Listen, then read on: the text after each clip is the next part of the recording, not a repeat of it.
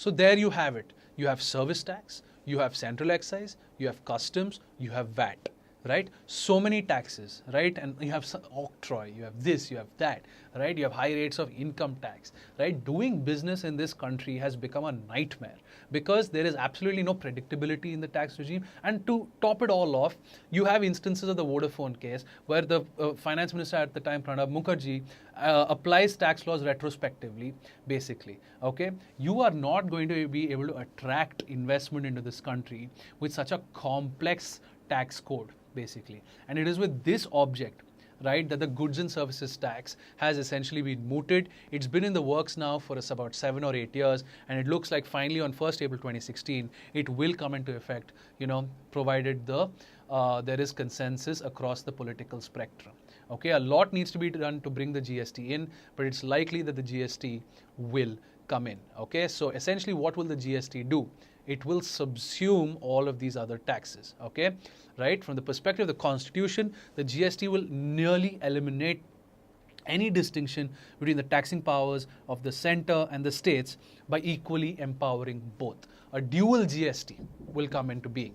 Yeah, it would not violate the constitutional requirement fiscal federalism, under which the center and the states have demarcated taxing powers in order to raise revenue. So what happens? What happens when the GST comes in? The power to make laws in respect of supplies in the course of interstate trade or commerce will be vested only in the union government. States will have the right to levy GST on intrastate transactions, including on services. So interstate, you get IGST, you have an integrated goods and services tax. Yeah, interstate trade or commerce, basically, yeah, interstate trade or commerce is taxed by the union. You have the central sales tax now currently. Basically, that power will be vested in the union government even after GST comes in. The states will have the right to levy GST on intrastate, within the state transactions, including on services. Okay.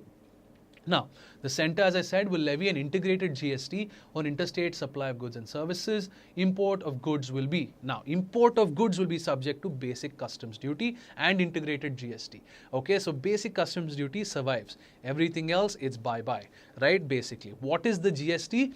Right, the GST is defined as any tax on supply of goods and services other than on alcohol for human consumption. Yeah, because alcohol, huge source of revenue, right, for the states, state excise on alcohol. So alcohol is exempt from goods and services.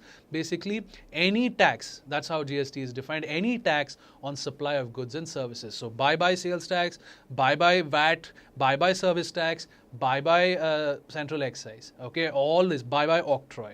Okay, all of these get subsumed. Okay, like central excise duty, additional excise duty, service tax, additional custom duty, special additional duty, state level taxes, right? VAT or sales tax, central sales tax, entertainment tax, entry tax, purchase tax, luxury tax, everything will be subsumed in the GST. So now you're thinking, oh my God, where is the money going to come from? Well, don't worry. The GST rate is predicted to be somewhere in the region of 24 to 27%.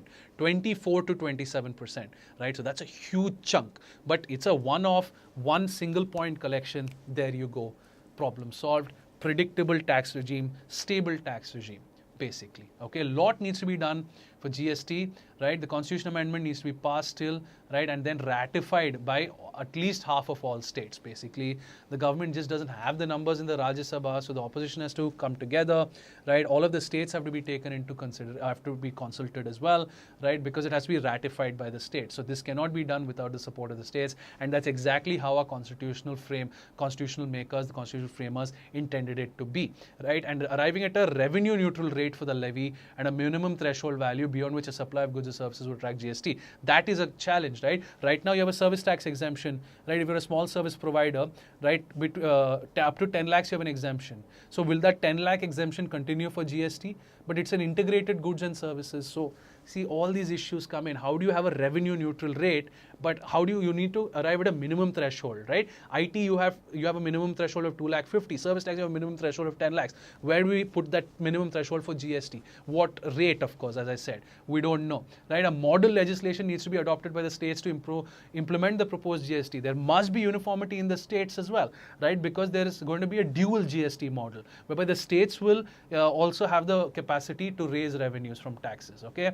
right? You have to formulate comprehensive place of supply rules, right? Place of provision, right? Basically, goods and services are supplied, but the incidence of tax, where will the incidence of tax arise, basically, right? You have to design a website, very important, right? You have to create a GST network, right? Obviously, there'll be a GST council that's been proposed and all of that. That's all there in the amendment bill and the subsequent legislation, right? So essentially, there needs to be a design of an effective information technology infrastructure. I have given you a chart of the journey of the GST, and a lot remains to be done. And it's in all certainty, I will be adding to this course pack once the GST comes into effect on 1st April